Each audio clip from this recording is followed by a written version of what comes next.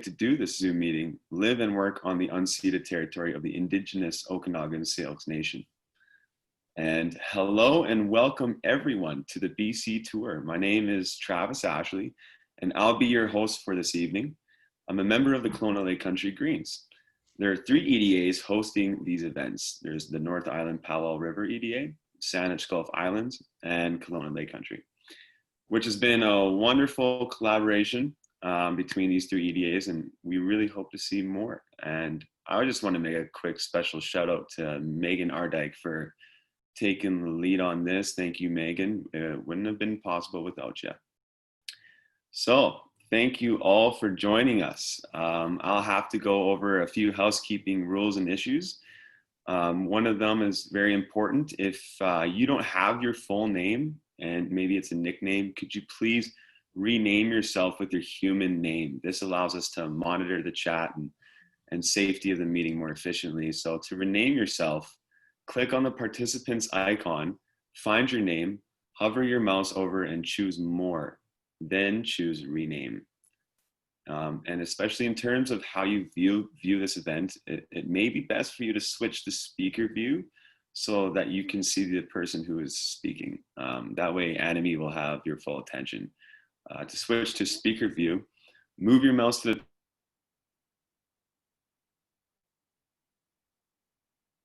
You're on mute, Travis. Can you hear me now? Yes.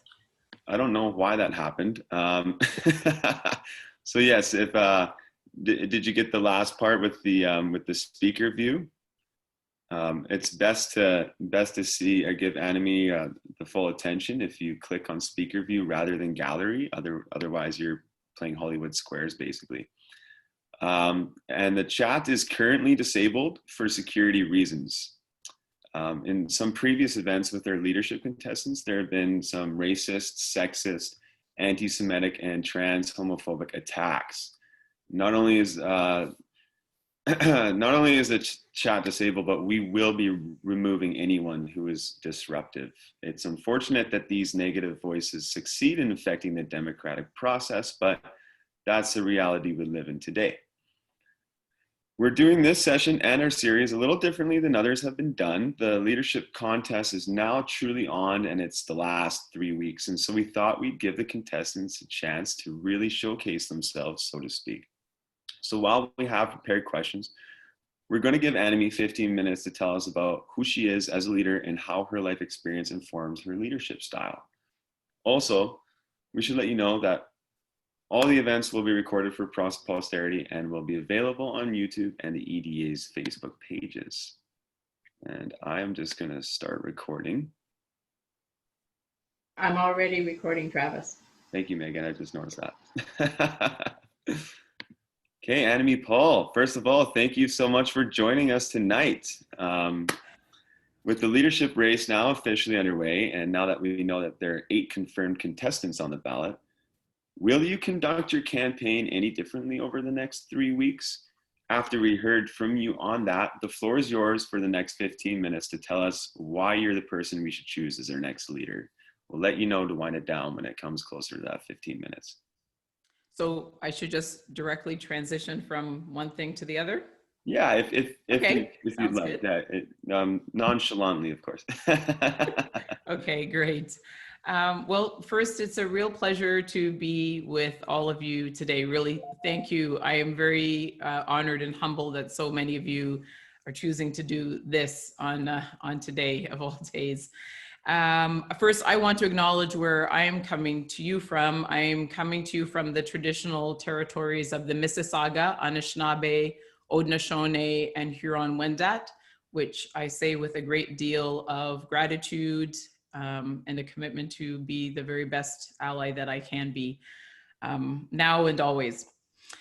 In terms of your question, yes, it is different. It is different. Some of you, those of you who are Green Party politicos and junkies and just have you be following every single moment of the campaign, you'll know that there was a very big push up until Thursday to recruit new members to the party. And I guess it worked because we have apparently 15,000 new members that have signed up since the beginning of the race in February. But that is over now. And so what that means is that we get to, now we're back within the family. We really get to spend the last few weeks talking with all of you, really trying to connect as much as possible, just really trying to make sure that whatever the elements are that go into your personal decision making about who you would like to have represent the party going forward, that you are able to make a very well-informed decision that you're comfortable about. And the voting begins on the 26th. So yes, this is very much it's all about the Greens now. It's all about the members. We were trying to, for us in our campaign, it was very important to do outreach. Leadership races are really one of the very best opportunities for a party to connect with communities and groups and individuals who we feel should be represented in our party, we think would be natural allies to us in our, our various issues and commitments. And so we really wanted to be a part of that. We really wanted to be part of bringing new voices, new communities, new groups into the party. And so I'm proud, on behalf of our team, I can say we're really proud of the work that we did with that. So in terms of me, and thank you very much for offering a new format. I think that probably the people, the good folks listening in are also probably grateful that it isn't the same one that we've been doing for so many months. And gave me something to think about in terms of how to describe me and myself. I'm going to get the CV stuff out of the way right up at the top so we can talk about other things. In terms of my, the plain background, so even that I'll skip. I'll just give you the CV stuff first, and then I'll talk a little bit about me and where I come from. So I have a law degree from the University of Ottawa. The University of Ottawa has a very strong Indigenous law faculty, and it has an Indigenous lens that it uses for legal studies. And that was very important to me in choosing which law school to go to.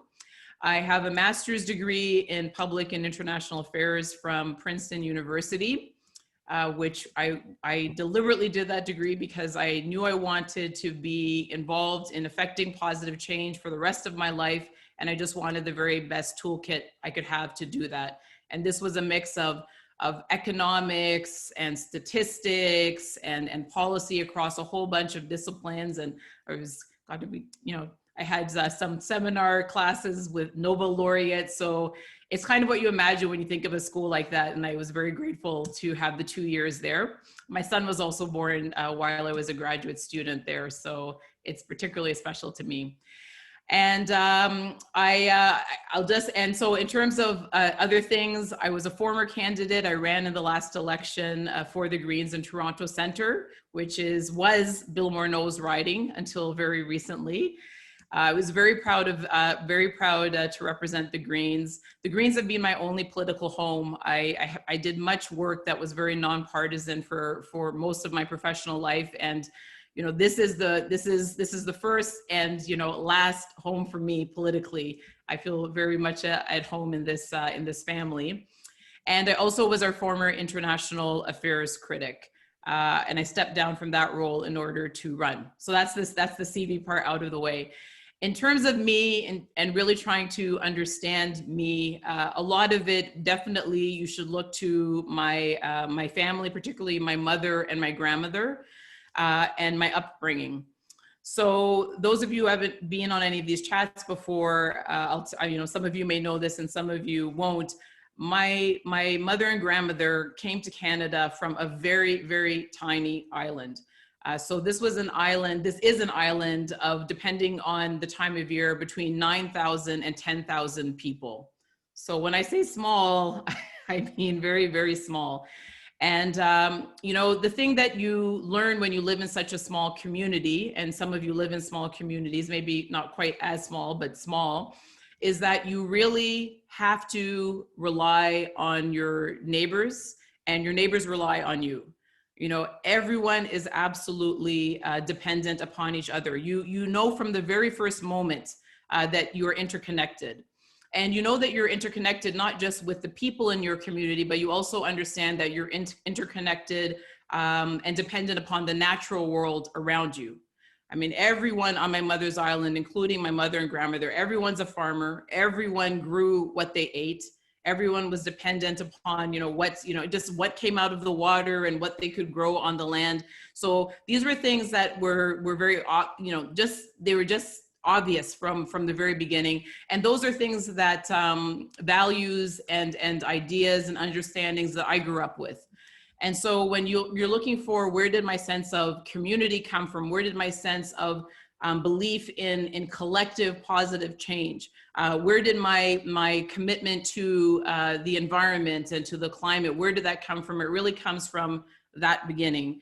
And I did, by the way, my grandmother was so committed to us having those values that when we were very young, she took us for a year from my mom, myself and my brother, and we lived for a full year on that little island with her because she really wanted us to have that same innate understanding.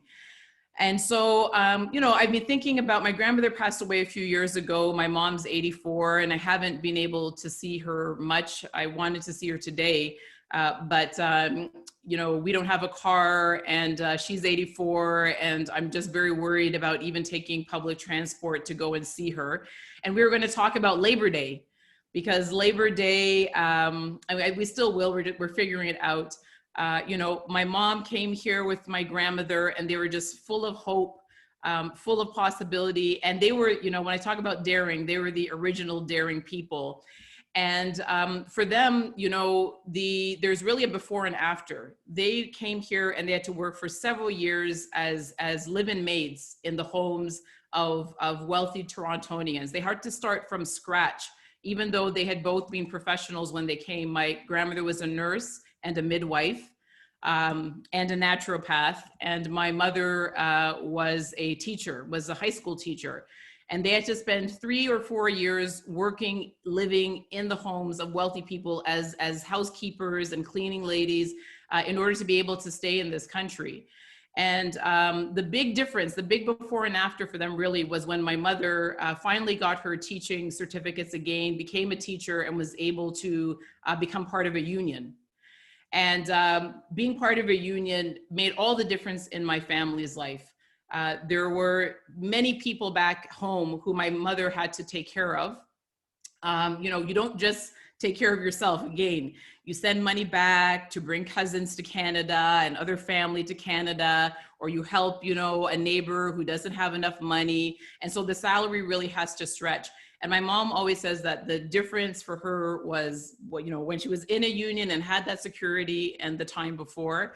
And so I've been thinking about that a lot, of course, because we're in Labor Day. And so in terms of me, I'm someone who searches to fill gaps. I want to try again to use the toolbox as much as I can to fill gaps that I see. I consider that to be leadership. It's really about empowering people and communities to do things better or to solve what seem to be intractable problems. And this has been, again, another recurring theme. And so in that spirit, when I came back to Canada, I was very fortunate to have a generous fellowship to create the first organization in Canada focused on the political underrepresentation of marginalized groups. And marginalized, it's included and still includes women, the LGBTQ2S+ community, Indigenous peoples. It's a very large group of people who have been left out of politics. And so that was one of the first things that I did, because I knew that it was a real waste. I knew that we could solve it, and there was no one working on it at the time in a very deliberative way. There were academics studying it, but there was nothing applied. And so that institute was there for 5 years, and we trained a whole generation of new policy leaders from these communities, of new elected officials. And that's a way of multiplying the effect and really creating permanent change. And then when I lived in Europe with my family, And I should tell you, I have my partner, Mark, of 27 years. We met in law school, and we have 2 children, 2 boys, 20 and 16. When we moved to Europe to do work, the last thing I did before coming back was to create an innovation hub for international NGOs working on global challenges. The city that I was in didn't have anything like that, and it still doesn't. It has this one innovation hub that we created, and it did things. The last thing that I did before I came back was to help to launch a technical secretariat that works on assisting countries, particularly developing countries or countries from the South, to create large-scale climate infrastructure projects. So, Morocco has these massive fields of solar panels and is actually is one of the global leaders in that. And those are the kind of projects that they help to get off the ground. And so that's basically what I try to do. And in terms of our campaign, it's what we've tried to do as well. Looking back at it now, after all these months and after having to pivot because of the terrible, tragic pandemic that we're living through, it was really important to me, as always, to see what can we do. If we're going to be campaigning, it has to be for a reason. It has to make sense in the context of what we're doing. Otherwise, this is way too much talent to be using just to run one leadership race. I mean, we have mechanical engineers and systems engineers and mathematicians and graphic designers and digital marketers, all of these people volunteering. And I thought, if we're all going to be focusing energy on this, it has to be something that makes sense in the context of the pandemic. And so we spent a lot of time talking about how we could use green policies, build on them, complement them, supplement them to make a difference now to people's most urgent needs, and then to make a difference in the future so that we could emerge from this nightmare more resilient. And my desire to do that, of course, has only been deepened because of my personal circumstances. Some of you know that my father died a couple of months ago in long-term care. Under the circumstances that we're all now learning about, the really tragic lack of care in our long-term care across this country. And there are several other members of our team who have lost very immediate family members during the pandemic for very similar reasons. And so, we're reminded every day what is at stake here, why it's so important that we need more Greens involved in politics, and why it's so important for us to continue. And so we've talked about resiliency and about what we can do. And I would say that there are 3 things that really come to mind for me during this period. The pandemic that I just mentioned, the climate emergency, and our environmental degradation, because that has not taken a pause. And many of us will know that what has happened is that our government, the various levels of government, have used the COVID pandemic as cover to actually erode and undermine some of the very hard fought for environmental protections that we have managed to put in place. And so we must always remain vigilant to that and remember that that is not a side issue. It's still very much central and existential. And then we have a newfound awareness of race. We have a newfound awareness of systemic racism, of anti-Indigenous racism, of anti-Black racism. There are those who have said to me that, this is a moment of awareness about anti-Black racism, Annamie. Why are you spending so much time talking about Indigenous peoples? And my answer to that is that, I more than anyone feel a responsibility. If you come from a diaspora that continues to suffer the legacy of colonialism, and you understand what has been lost to your own people through colonialism, then I believe you have an added responsibility to support and be an ally to people who are still struggling to retain the things that I have already lost, be that culture, tradition, languages, land. And so that has been a very important part of our campaign. And in every one of these instances, we've tried to, even as we're running to lead the party, we have tried to do very concrete things. So we have put out policies on dismantling systemic racism. We have, we have two petitions, one with Paul Manley and one with Elizabeth May, that will be introduced in September in the House of Commons. One on Emancipation Day, another on police use of force.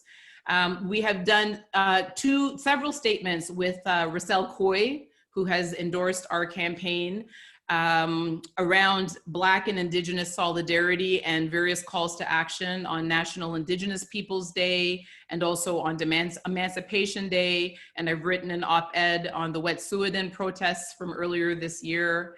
And so we are constantly trying to make sure that it's not just talk, it's not just promises for the future, but even at this moment, where we're able to act, where we're able to move from opposition to true proposition, we're going to do that. And we've also put out very detailed policies related to the climate. Specifically, how can we accelerate our transition as quickly as possible? Once we get into the recovery, how can we get to a green economy and climate neutrality as quickly as possible? How can we, I believe, of all the things that we can do, that has got to be one of the most meaningful legacies that can come out of this terrible tragedy, which is to secure the future for future generations by making sure that we are investing our money in moving us to a zero carbon economy as quickly as possible, and finally assuming the real leadership role that we should have globally on that. So. Awesome. Sorry, Annamie, we came up to the 15 minutes. Okay, yeah, I was actually done. That was perfect timing. Perfect. Well, yes. You're so good. I just want to let you just go. No, let me wrap. I'll be promised it'll be just 30 seconds. So, okay. And then we'll get to the question. So in terms of where we go from here as a Green Party, I mean, this is me. What you've heard is really me. This is my commitment. In terms of the party, we've said that if we can be a proper, diverse party, and I know we can be because that's where our spirit lies and that's our core value. If we can show people in Canada that we care, if we can show them that we have the best plan for the future and that we're ready to implement that plan, I believe that this is our moment, and I'm really excited to be a part of that. And with that, back to you, Travis. That's awesome, Annamie. Thank you. You touched on so many things. It did pretty good in a short amount of time there. I loved how you talked about what's so relevant to our history now with the Black Lives Matter movement and the Indigenous, and how important family is to you and community and where you were growing up. It's so cool to hear. At that, we're going to open up the chat for some questions from the attendees. We do have some questions prepared, so we won't be running out of things to talk about. Great. That for sure. But we like to give our attendees a chance to ask some questions directly. We have a lot of people on the call, so everyone on the call, please only post one question, if that is okay. So it just, that way it doesn't clutter it as much. And I got a question for you to start off, if you don't mind, Annamie. And I think you already had answered it a little bit with what you're going to be doing with Rochelle Cooley, which is super cool, and what you're putting forward with Paul Manley, Elizabeth May. But if you become leader, what will your first 3 to 6 months look like, assuming we don't have a snap election? Yeah, assume, that's a big assumption, but let's roll with it. One of in terms of the things that I can control, let's talk about those things first. The shadow cabinet. I'm really excited about I would be really excited to put together a very strong cabinet that really reflects the extraordinary talent, the lived and professional experience of our membership. I would also want to make sure that cabinet is supplemented, though, by the members. The members represent an extraordinary brain trust and knowledge center for the party that we don't tap into nearly enough, and we certainly don't tap into systematically. And so that would be something that as leader I can actually control, and I would want to make sure that we have a way for our members to be involved in a dynamic way in the work that the cabinet does, between policy conventions. It can't just come down to this one-shot thing, which are our policy conventions. So that would be one. The next thing is I would want to make it clear from the very first day that the Green Party is open for business in terms of diversity.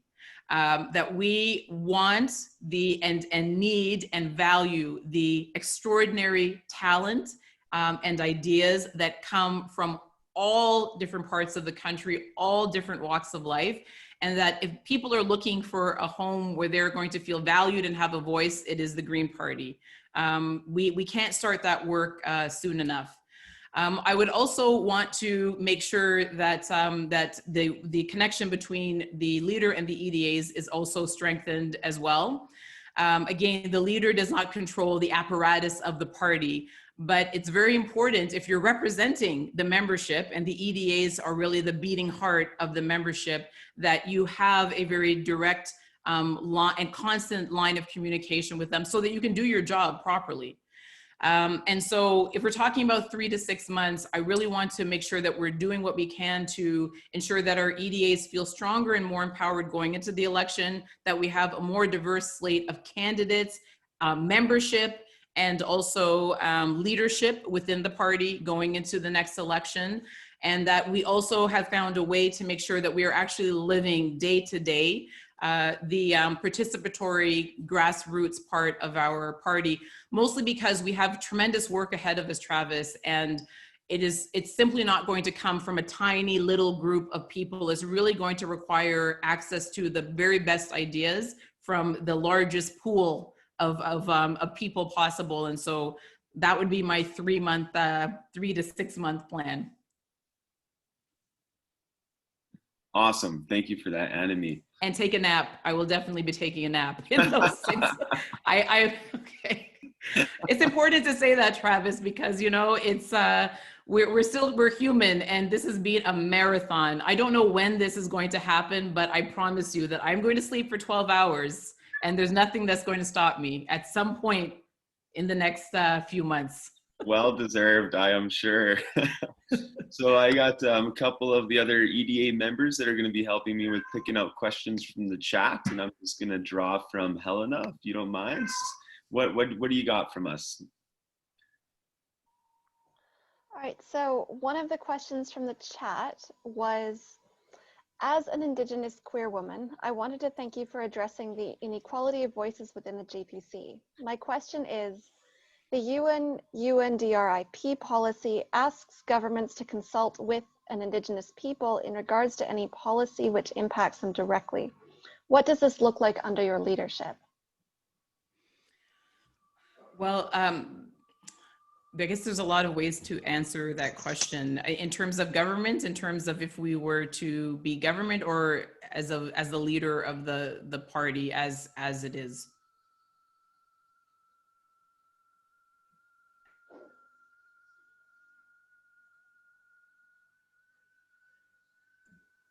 That was just a follow-up. I don't know if there's any more detail there. Yeah, like, did you get anything from the chat there, Helena, at all?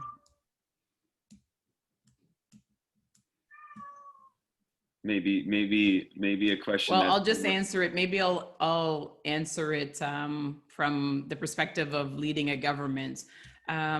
So this is one of these things that. When we talk about, sometimes in our campaign, I've said that all that's really left is action, and having confidence that the people who are in power will actually act. What we have seen so far, we don't have UNDRIP yet, but the government has committed more than once that it intends to bring UNDRIP to Canada and to enact it here.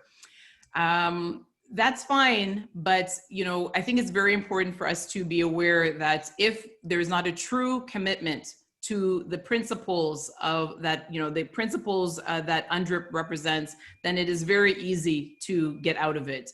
And those of you who live in BC know that better than most. There's, in theory, not in theory, in actuality, UNDRIP is in BC. And what has it changed? There are big loopholes. There are big loopholes in UNDRIP. And so for me, consultation means exactly that. And it doesn't mean consultation again until you get the answer that you want. It means accepting that self-determination and sovereignty is exactly that, and that there are times that there may be projects that the government wants to do. There may be investments that it wants to make that it simply will not be able to make because it infringes upon the sovereignty and or the territorial rights of our First Nations here in Canada. And so for me, I hope, and this is again theoretical, but I hope, because you don't know until you're really tested, but I would hope that I, particularly given, as I said, my background and my understanding of what is at stake, that I would not even consult, but actually involve our Indigenous peoples in the process of decision-making from the very beginning on a nation-to-nation relationship, rather than consulting after I had already fully formulated the idea. And so, if you'll permit me just for 1 second, Travis, I'll give a concrete example within the party.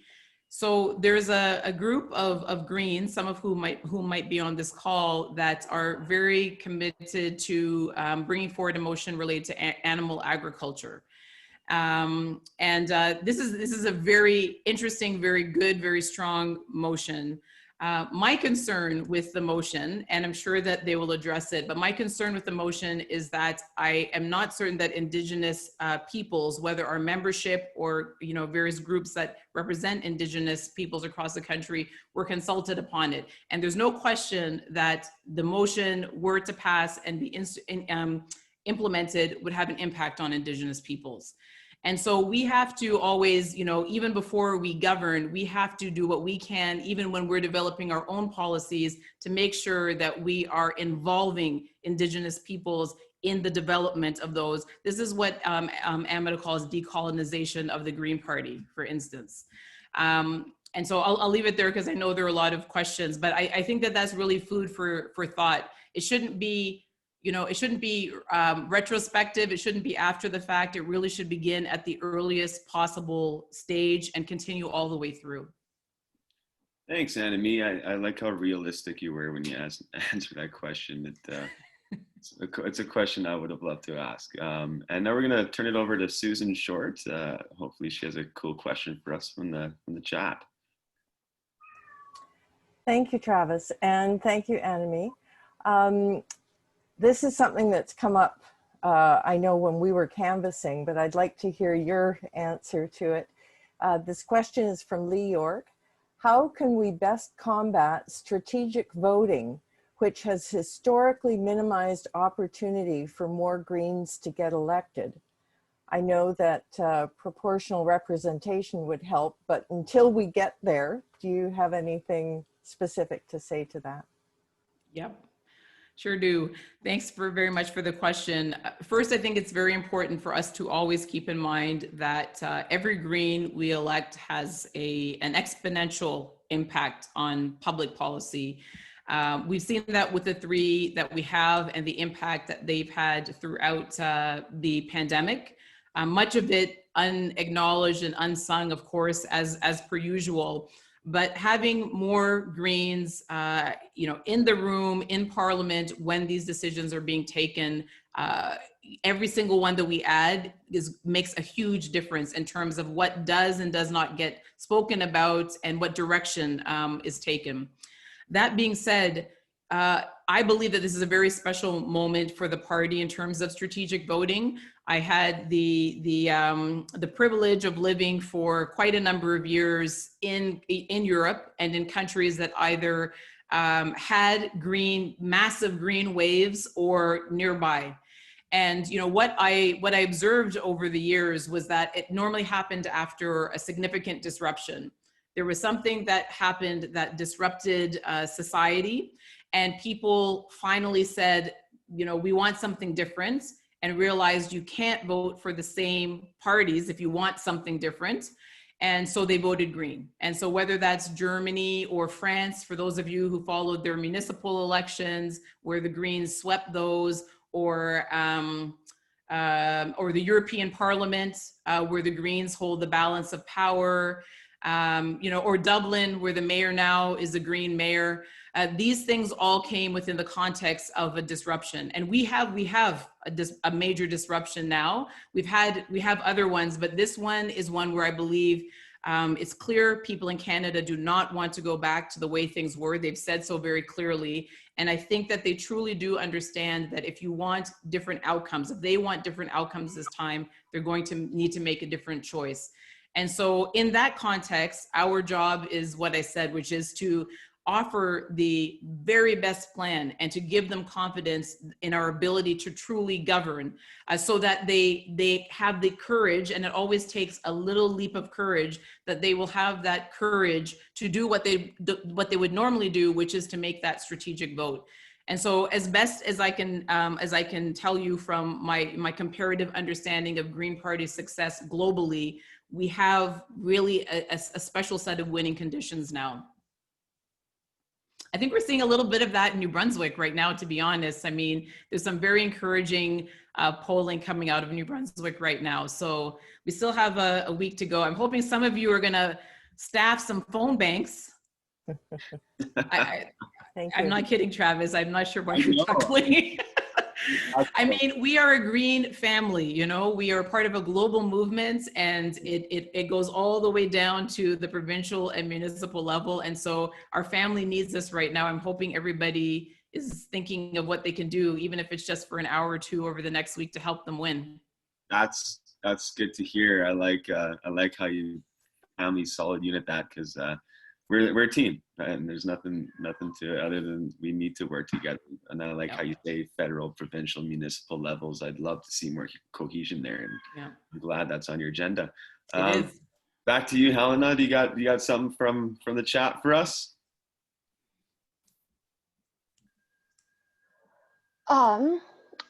There was a question, I think it was the very first question that was asked, that wanted to know what your specific approaches to foreign policy are, but more importantly, what are your views on defunding the police? Well, thank you for the question, whomever asked it. So we, within the context of our campaign, we have put out one of two parts. The second one, I'm very hopeful we'll have it out before the campaign is over, but we put out a two-part policy on dismantling systemic racism in policing. For those of you who, I think everyone knows at this stage, but it's very important to say that Indigenous peoples and Black Canadians are the two most overrepresented groups in the criminal justice system, and by a very wide margin. In general, for whites and also people of color that are non-Indigenous and non-Black, rates of incarceration, rates of arrest, rates of interaction with the criminal justice system have been on a decline, a steady decline for a number of years, with the exception of Black people and Indigenous peoples. So given who I am, given that I'm running, given that I have this platform for at least a little while, we put out a policy on dismantling systemic racism in policing with respect to, and it has three parts. The first is to significantly reduce the funding to police. So that's not an out and out defunding, but what it is a significant reduction, because for most municipalities, policing is their number one expense. It's the number one thing on your property taxes that you're paying for. And the budgets have just been skyrocketing over the last 5 to 10 years. So we want police to be only doing things that security services should be doing. And there is a role for security services. I do believe that. The money that's taken from them should then be put into the community in terms of community and social services, and creating new rapid response services where that's necessary. So for instance, we need mental health emergency and rapid response services. Police should not be attending wellness checks, for instance. And so there are other elements to the plan. I encourage you all to take a look online, but that is the way that we see policing. We see it reduced to its essence, its basic nature, and the things that they've been doing that police should never have been involved in. Those things being delegated and reassigned to the appropriate other services in our community. Wow, awesome. Thank you for that. Great. I personally had an experience with my mom as well, who was having a mental breakdown and was treated very unfairly and not understandingly by the RCMP. So I understand where those, like where you want to put those funds. It makes total sense going forward. I got a question for you from some of the questions us EDA members have put together. And one of them is a little personal. Just to get us a sense of where you are with your environmental footprint and what you've done personally, your actions to reduce your footprint. Well, as I mentioned, I think for all of us, or at least those of us of a certain age, I'm in my mid 40s. It's probably going to be a lifelong thing. So it's a daily questioning, I should say. And I think that the pandemic has helped a lot of people in that questioning and awareness. I mean, we don't have a car, for instance. And as I told you, I couldn't see my mom today because I didn't have one, but we don't have one. We don't, much to the dismay of my children when they're visiting, we don't use heating or air conditioning in our apartment unit. We live in a condo unit. You can layer. It's okay. That's right. We don't have to worry about the pipes freezing or anything. I mean, our neighbors keep our place slightly warm from their use. And so, yes, I mean, those are, everyone, we don't have a lot of time. And so we do need to encourage people to move more quickly towards the low footprint. But that being said, I am very aware, and I believe that Greens in general, most of us are understanding that we might have an awareness and education that is not commonly shared throughout the population. And so I think first we model what we want to see in others, and then we provide them with the education and the support to make good choices. So anyways, those are a couple of the top two. I don't understand how you're. Oh, and sorry, animal products as well.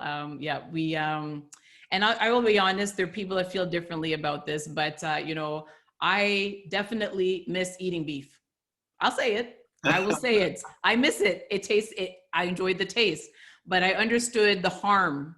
I understand the harm. I miss it. I do, but do I eat it? I don't, because we all have to do what we have. But I think allowing people to mourn the loss of things that probably were quite a large part of their lives is also okay, and lets people again know that we care, which is very important. That is so cool to hear that you're thinking those dietary issues that are very important. Painful. Yeah. It is hard, but it's been a number of years, and I'm sticking to it. But it's hard. It is definitely hard. Mm-hmm. I also had to move away from eating beef consciously, and being a chef, it was very, very, very hard for me. I can only imagine. Susan, yeah. You got a question for us, Susan? I do, Travis. This is from Ben Petkow. He says, technological advances, particularly automation and artificial intelligence, will radically change the dynamics of our society over the next 20 to 30 years. What are your thoughts on long-term planning to manage these changes, and what are your priorities in those plans? Yes, thank you very much, Susan. And thank you, Ben, for the question. And this is something that, again, there are many things that we would have liked to have spoken about more during the campaign. The pandemic definitely changed things. One of the big things that I had wanted to talk about was the changing nature of work and the future of work. Because there is no question that automation and artificial intelligence is changing that permanently.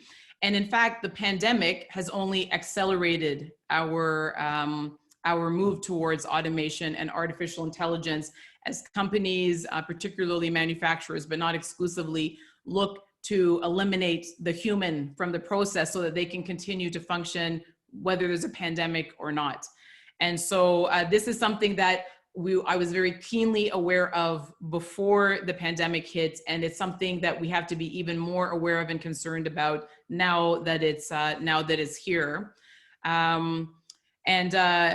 So in terms of what we do, I mean, the Greens in more than one way, we have been talking about, what the future looks like.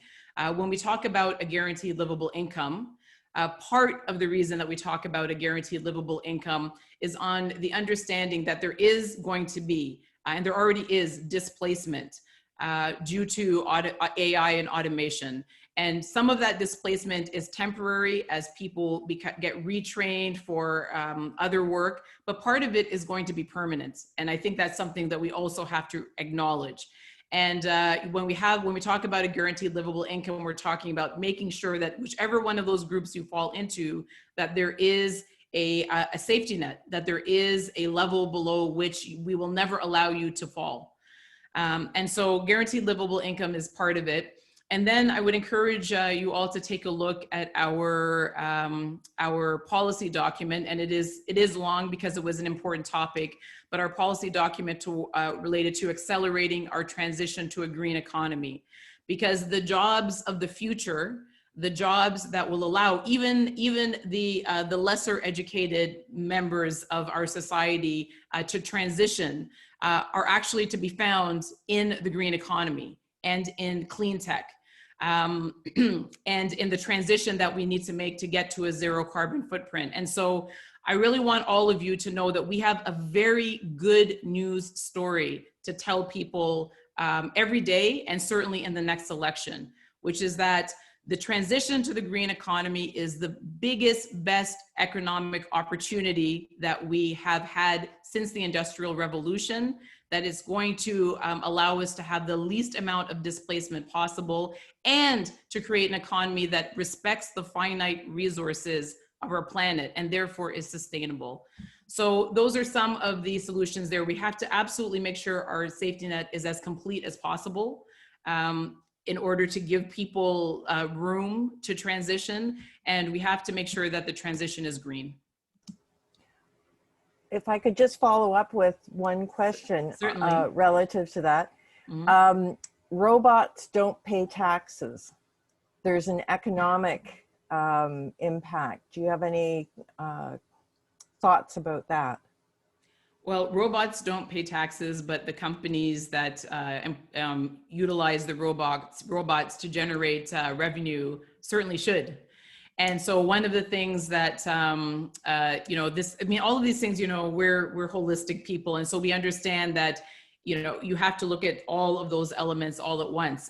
Taxing our technology companies, which are making record profits, not just record profits, but also have record valuations. You may have missed this in the news, but last week, just before the stock market took a tiny tumble, Apple for a few days there was more valuable than the entire United Kingdom stock exchange, the FTSE. It was valued at $2 trillion. And so we know that these companies, not only do not pay their fair share, they don't pay any taxes. And so, if the people are displaced through automation, but again, the resources available to companies are what allow them to generate their revenue, then they need to be good corporate citizens and pay their fair share. Well, I think we're on a roll here with this line of questioning. I see Ben's hand up. If I could just ask a follow-up question. That covers automation, but it doesn't cover artificial intelligence. And I think that there's a lot of jobs that are going to be lost by people which are not on the horizon right now. Jobs that are typically for more educated people, like scientists and lawyers. Absolutely. Mm-hmm. Where do you see the role of artificial intelligence in actually managing our society and helping govern it? I certainly want to ensure, whether it's automation or artificial intelligence or any sort of tool, let's say, or whether we're talking about a tool or a market, I want the control and the last say to be in the hands of people. And you're absolutely right. The legal profession is already, this is something that is already underway. It's only accelerating, but it is already underway. And there are many, many areas of law that I would expect within the next 5 to 10 years will have disappeared altogether. And so in terms of governing us, it's fine to utilize technology in order to make ourselves government more efficient, to make it more accessible. When it becomes not okay for me is the point at which it eliminates the human element that prevents mistakes, for instance, from happening, like the misidentification of people of color through security screening technology. And I think we're still a ways off from AI being able to do that. I always want to make sure that the ultimate oversight is with government, that we have the ability to regulate it. And this may be wishful thinking, but I don't want the technology to ever travel so far beyond us that we are no longer able to control it. That feels very dystopian to me. I'm not afraid of technology, but I understand, I think, as many of us do, who have been thinking about it, that there is a real risk of that, and it's not necessarily that far away. If we're not there already, I don't want to. Yeah, there's a balance there, isn't there? Yeah. We don't have the balance right now. I mean, No. certainly to me, the balance is really skewed towards the technology. I mean, we're incredibly dependent, and the pandemic has made us even more so. And not only that, but it has provided the companies who are most heavily investing in artificial intelligence with a war chest of money of unbelievable proportions, so that they can actually, again, accelerate their research and development with very few checks. I mean, with really very little oversight and checks from the governmental side. And so that should preoccupy us all. Awesome. Sorry, and Ben. I'll say to you that we do have office hours once a week. We might actually be creating office hours twice a week for these last few weeks. So I would love to continue this conversation and maybe even introduce you to a couple of the people on our team. Because as I said, we have these systems and, oh, sorry, I didn't say that. We have systems engineers and mechanical engineers and mathematicians, and some people actually who have spent a great deal of time working and participating in think tanks and so forth that are focused strictly on artificial intelligence and automation. Awesome. That was a good question. A lot of answers, and it summed up a lot of things. It was great. Yeah. So we have about 5 minutes left. If you don't mind me throwing you a quick lightning question, see if you can answer it in about a minute. Just kind of see your vision, specifically regarding the COVID-19 pandemic. It's had greater economic impact on women than men, as you may know. What would you suggest the government focus on to get women back to well-paying work? Well, thanks for the question. The quick answer, I think you have to look at the urgent need and then the long-term need. The most urgent thing that women have said that they need in order to get back to work is childcare for their children. So that's the urgent thing that we need to provide. I think we have to look at the long term, because it's not right. It's not right that women are disproportionately impacted when there isn't childcare. It isn't right that women have the kind of jobs where they have less possibility of staying home from work, even in a pandemic. We still have massive inequality between women and men in this society in terms of job prospects, in terms of the quality of employment, in terms of domestic responsibilities. And those are the big questions that we will have, I believe, a very good opportunity to address once we move into recovery, because for once, and maybe the first time in for several generations, we may have the money to actually make those changes that are needed to again create a just greater equality, greater equity. Awesome. That was a good short answer. Yeah. Thank you. Yeah. And thank you so much for everything, Annamie Paul, and running for this leadership race. And I'm very excited for you and the future and what it holds. And Megan, please. Can I just jump in and say, Annamie, are you able to stay longer? Because there are a lot more questions in the chat. And Travis, are you able to stay longer? I am absolutely able to stay longer as long as that's okay with Annamie. Yeah, I'm fine. We can go for a another half an hour. It's fine. I mean, again, I don't want. Let's That's be awesome. clear. No one has to stay. I'm very grateful that you're here. If you're very welcome to, and I'll stay. I can stay for another half an hour. So let's do some more, and I'll keep my answers, a minute or less, so we can try to fit in whoever is left that wants to ask a question. Cool. Okay. Well, let's jump right into it then. Megan, did you see anything that sticks out to you, or? Oh, gosh, I didn't think you'd put me on the spot, but yes, actually, there is a question from Pat about there was one question about long-term care homes, but then there was a question about Pat about being a lesbian and an elderly lesbian.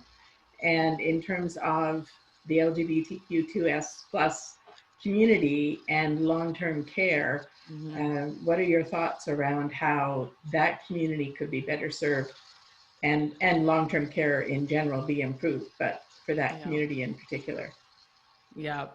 Well, we just actually were prepared. It's a response to the Ottawa Pride group that organized the recent debate between candidates. That was one of the questions that didn't get asked, but that they sent us to answer. Long-term care, as I said, is something that is it should concern us all. It touched my family in a very specific way during the campaign. I'm very eager to see us create a system that truly allows people to live in dignity at every stage of life and whatever their identities. One of the solutions to that is creating more community-based, place-based opportunities for people to age. We spend about a third compared to other wealthy nations on those options. You're far more likely to be able to stay at home, stay in your community through your entire life than you are here in Canada. We funnel far too many people into long-term care when it's very clear that overwhelmingly people prefer to be at home and to be supported by people in their family. And so a lot of what we need to be spending money on, the systems that we need to create. And again, we don't need to recreate the wheel. There are many excellent examples of systems that we could adopt and modify slightly to suit our needs here in Canada that allow people to do that. And where people do need to go into a home, then again, those systems, first, they're better when they're public. The rate of death and neglect in public long-term care is far, far lower, many times lower than in for-profit long-term care. And when it is, again, designed through a community lens and by the people who are going to be using it and in consultation with community groups, then it becomes far more useful and safe to the people that use it. And we have examples of that here in Toronto. I'm sure there are some out in BC as well, of communities like artists or women who have created their own long-term care with their needs in mind. This is really the future to me of long-term care. And it has to be a priority because the need is really urgent. We have, BC was spared this, but we had many, many thousands of elderly people who have died during the pandemic because of a lack of care. Okay, thank you for that, Annamie. And if you don't mind, Harold, I know that you were speaking to me in the chat. Some questions that stood out to you, if you don't mind. If Harold is. Let me find that one again there we are. Okay, this question came in. It says, an issue of specific concern in BC is the ongoing collapse of the wild salmon runs on our coasts. What are your views on how to address the many issues involved? So thank you for the question. We actually put out a petition with respect to saving the orca. And of course, those two things are tied together. And, we're trying again, we certainly have not been able to do as much of this very specific issue-based policy work as we would have liked. But this is one that we know is very concerning to members and is very concerning to us. And so we have proposed, I would encourage people to go to our website to take a look at the policy or at the policy if they haven't seen it yet. But we talk about ending the open net fishing. We talk about strategies to reduce the predators isn't the right word. What's the word? What is the word? Pardon me? Invasive species. And thank you. Yes. So, for instance, exactly that we talk about eliminating the conditions that have caused the proliferation of invasive species and also of predatory species like sea lice, for instance, that are decimating the stocks as well. And so those are part of the strategy. And again, in terms of what we want to see, it's very much an Indigenous-based strategy that is very collaborative. And so I would encourage you to take a look at that. And we would also welcome feedback. I should also say, it was written by members of our team who are based in BC, who are very passionate about advocating for this issue. But that being said, we always view our policies as a living document. So once you've taken a look, whomever asked the question, please let us know if you think there's some part of the strategy that we should be improving upon. Thank you. Great. Thank you, Harold. Thank you, Annamie. There's another question in the chat. That was one of the questions we had put together as well, so it coincides. And it's from Ben Petkow. It says, what are your thoughts on maintaining sovereignty in our Arctic long-term, especially as the Northwest Passage opens up? And would you encourage expanded settlement of our far north, and how? Oh, that's a very interesting question. In the last election, we did talk about, when we were talking about, for instance, our defense forces, we were talking about ensuring that they are able to cope with and they've adapted to the present challenges, many of which are related to our changing climate. And particularly our changing conditions in the north. The north, as many of you know, is heating up 3 times as fast as the rest of Canada and faster than most of the rest of the world. Some see this as an opportunity, but there's certainly, in terms of creating new passageways for new routes for transit routes for commerce, but it also, of course, is a security issue for us. And one of the main responsibilities, really one of the fundamental responsibilities of a federal government is the security and protection of its borders. And so this is something that our defense forces have said that they are not prepared for, and that they need more assistance in getting prepared for and adapting to. In terms of moving populations to the north and encouraging people to move to the north, I would say quite honestly that the circumstances and the infrastructure are not there yet. And we talked about this as well during our campaign. And again, you can visit our website to take a look at the policy on rural and remote communities and revitalization. But without the proper service infrastructure and physical infrastructure, without the options of alternative employment that is not so resource-based, extractive-based or otherwise, then we really can't expect there to be any kind of massive influx of people to northern communities. And so we really need to be ensuring that life and quality of life in remote communities is as good as quality of life in our urban communities, and we have a tremendous amount of work to do. This is the time to do that. Again, we will have the money soon to be able to make those kind of once-in-a-generation investments.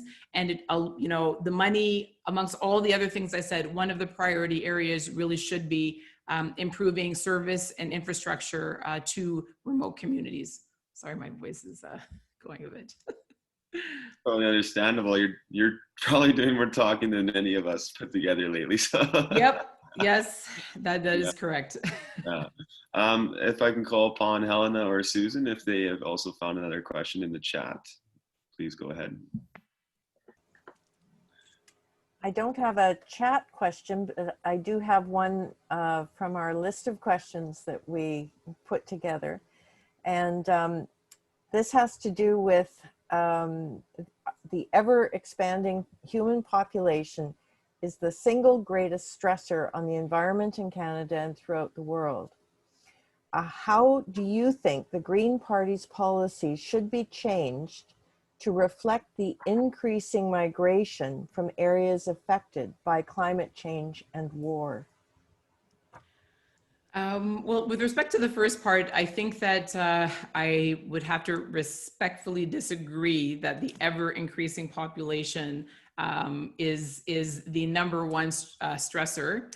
It is a stressor, and we also should be aware. This is something that I think is very important for us to track very carefully and closely, because there are, some of the more recent meta studies have said that in fact we have reached the apex of human population, and that we can expect a dramatic decline in our population over the next 50 to 100 years. And so, we're evidence-based, and so we should always look and see what is the evidence telling us. That is what the evidence that I have been reading has been telling me.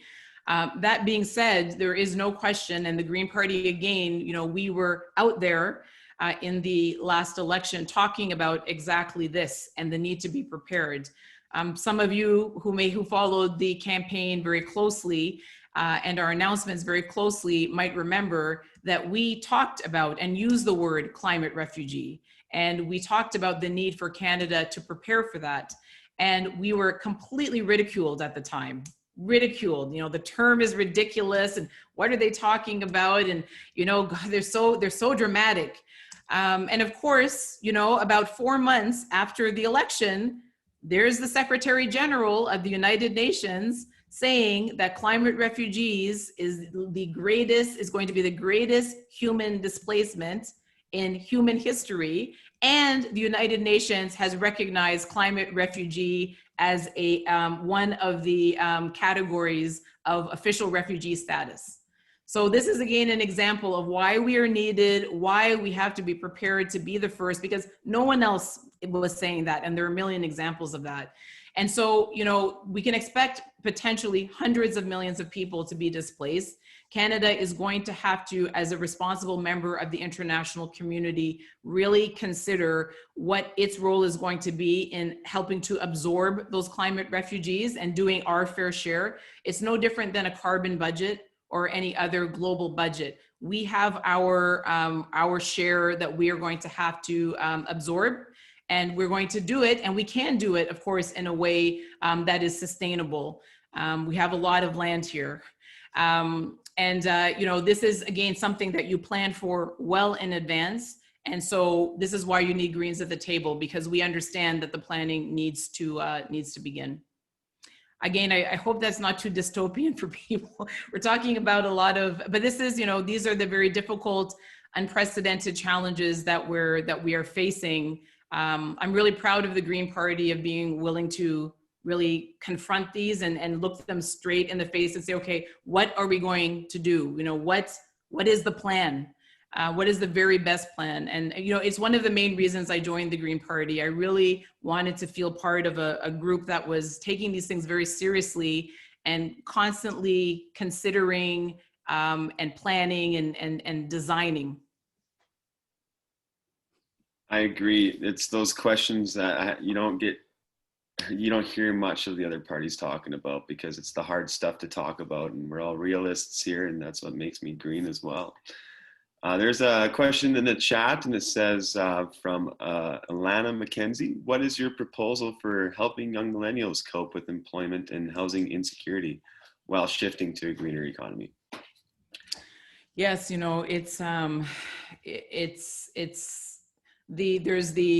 are many kind of disparities in our society, and one of them really is the generational disparity, which has been exacerbated by the pandemic.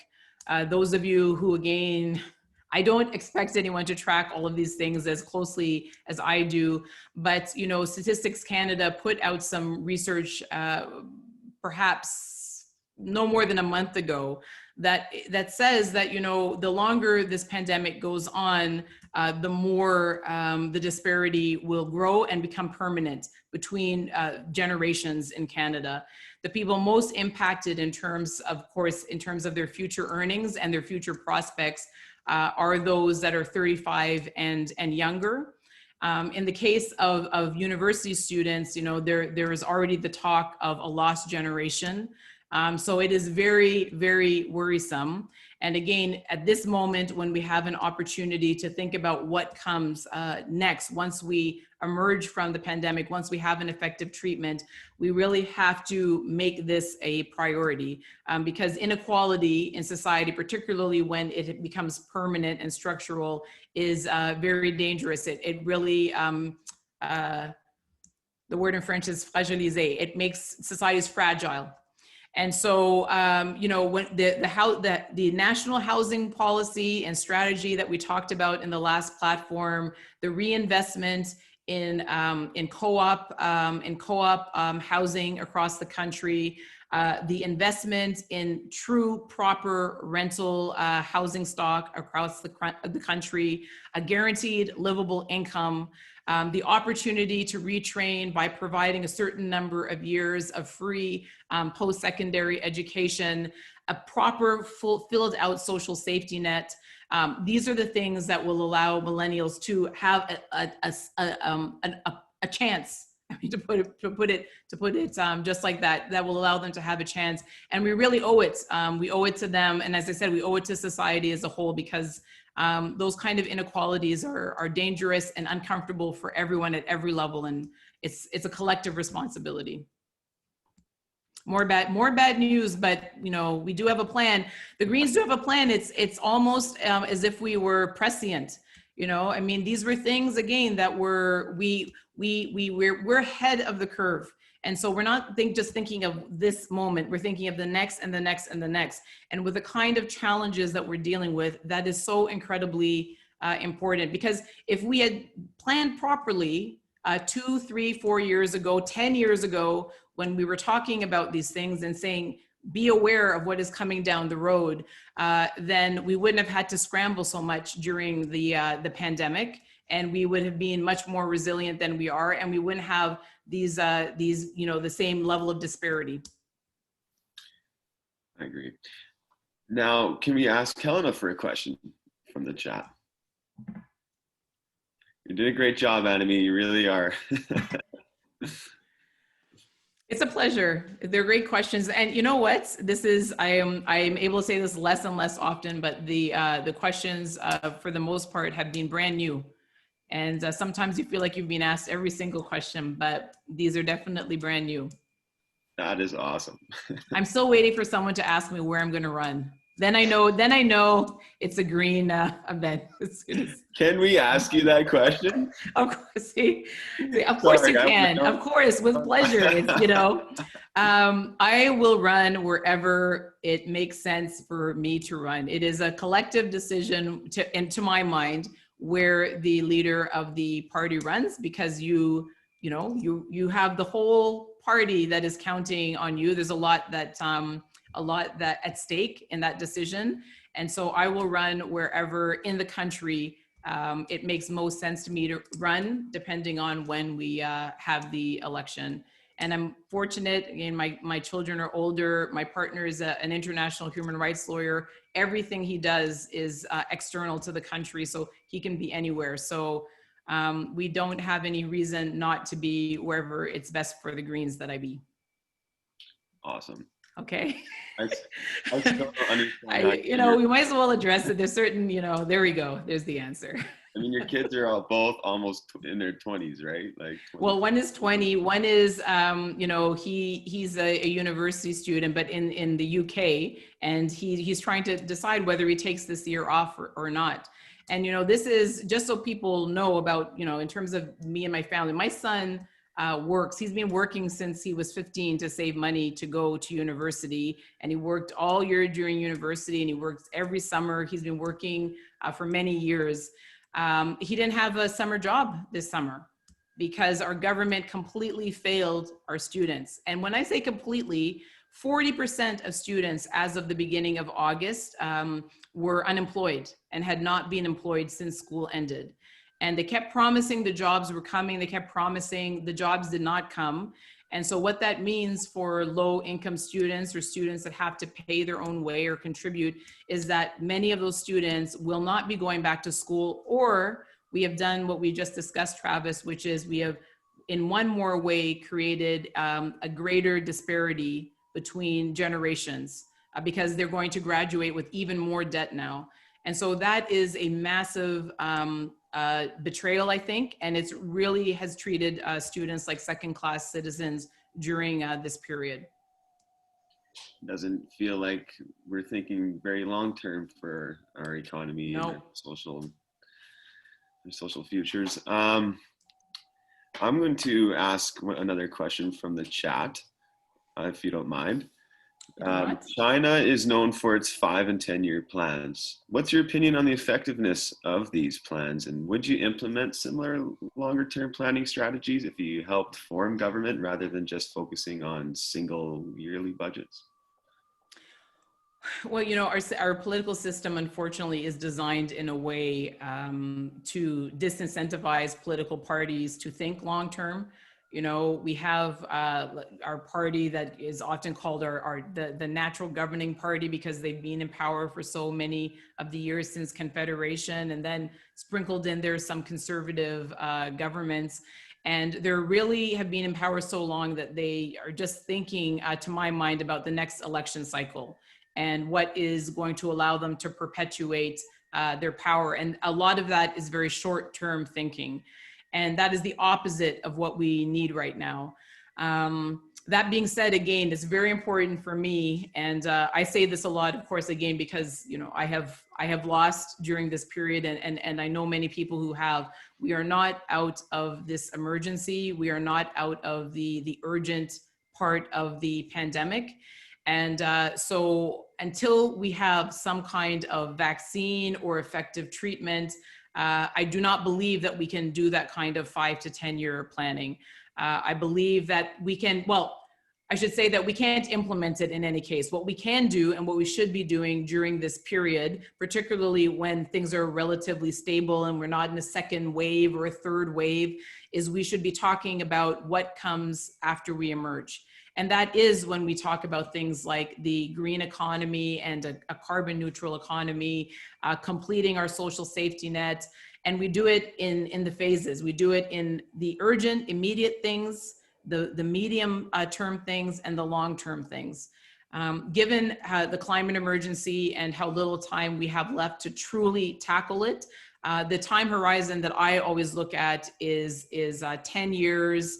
And then I look at a time horizon of 20 years. And all along the way, we should have mileposts to mark our progress toward our ultimate goal, which is reducing our greenhouse gases on the one hand, and creating the social justice and social climate that will allow us to have, you know, the social stability we need to also accomplish that goal. Yes.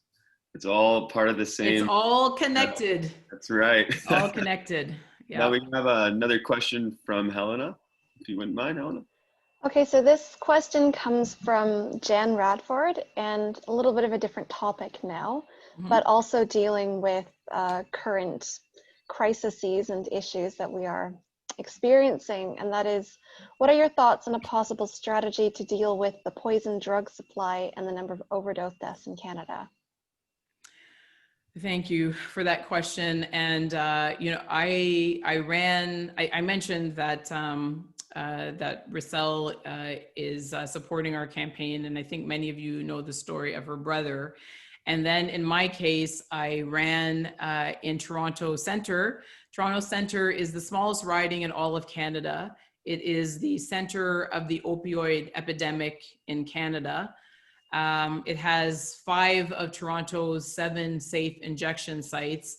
And, you know, in our office, we had kits, and everyone had to be trained on these kits because, you know, it's a daily occurrence, opioid poisonings. And so I am very clear and unequivocal in my support for decriminalizing what we call illicit drugs. This is a health emergency. It's a mental health emergency. It's an emergency of affordability. It's an emergency of social justice. What it isn't is a criminal justice issue. And so we have to deal first with the most urgent part of the problem, which is ensuring a safe supply, because people are not dying of overdoses. They are dying of poisoning. And so we need to ensure that. And the government's recent instructions to police and to prosecutors not to prosecute small possession of illicit drugs does not go far enough. We need a safe supply, and we need addicts to have access to a safe supply. And then we need to do, again, the holistic planning. We can't just do that. We also have to make sure that there's access to mental health services, that we're investing in those services, that we're investing in proper housing, and all of the other things that allow people who are addicted to exit addiction, and that stop people from getting addicted in the first place. So this is, again, something where the Green Party was far ahead of their time. We see people, including the Premier of BC, finally starting to catch up. I think that history is in our favor, and public opinion too. I think we're tired of all of the death. It's extremely painful, and it's touched most people. So, you know, this is something we have to keep championing until it actually happens, because we can count our failure and the failure of governments to act on this really in bodies, in the body count. Yes, that's heavy. Yeah, so we're coming up here on a half an hour. You've just been flying through these. I'll ask a question from the chat here. It says, how would a Green government under your leadership deal with obstructive or naysaying bureaucracy? And how would they deal with corporate lobbyists? And that one's from David Johns. There are many different kinds of obstruction. I don't know if it's there's so many different kinds of obstruction. It's pretty, yeah, it's pretty, sorry. It's not particular, but just. You know, one thing I said during the last election, again, because, you know, the riding I ran in, I was born in the riding, by the way, the one that I ran in, and my mom started her teaching career there, and my grandmother spent her whole nursing career in the hospitals there. So it means a lot. But this riding is one of the least affordable in all of Canada. It has some of the largest pockets of urban poverty in all of Canada. It's the center of the opioid epidemic. It's has the worst crime statistics in all of Toronto. It's also one of the most multicultural ridings, and it's the heart of the LGBTQ2S+ community as well. It's the largest one in Canada. So there's a lot happening in and actually it's also the center of the Indigenous urban population in Toronto as well. All of the, you know, the welcome centers and whatnot, they're all there. And so there's a lot going on. And I said over and over in the campaign that I would not tolerate, I could never tolerate as a leader at any level, the excuse that it's not my jurisdiction. I just couldn't tolerate it. And so my attitude is that if there's a need and the need hasn't been met, then it is the job of every level to get together to figure out how to address it. And if that means sometimes if there is obstruction that you have to go around a level and figure out something that you can do, then you should do it. And there's always something in the toolbox. There is always something you can do. And so people in Canada, I believe that, again, now that we've seen cooperation and collaboration around the pandemic, we have to put our foot down and refuse to go back. We have got to insist that our political leaders work together. And if these ones won't, we've got to get rid of them, because we have we just have so many critical things that we have to deal with. And so that is my attitude, you know, and it's better to ask for forgiveness than permission when it comes to these critical things. For instance, the opioid epidemic. I will give the Liberals credit that they did bypass the provincial government and continue to fund our 5 safe injection sites in Toronto Centre when the provincial government was planning to shut them down. But if they can do it for that, then they can do it for other things as well. And so I have reached my limit with jurisdiction as an excuse. I like it. That's awesome. So we're going to wrap it up. Okay. Annamie, Paul, thank you so much. If you don't mind, if we can give you 2 minutes for a closing statement, if that's cool for you. Yes, that's fine. Cool. D'abord, je voulais dire que c'était un vrai plaisir. Désolée que toutes mes remarques étaient en anglais. Si jamais quelqu'un veut poser une question en français ou nous joindre pour notre question and Annamie ou l'apéro avec Annamie en français, vous serez le bienvenu. C'était vraiment un plaisir et merci pour des questions très engagées, très intéressantes.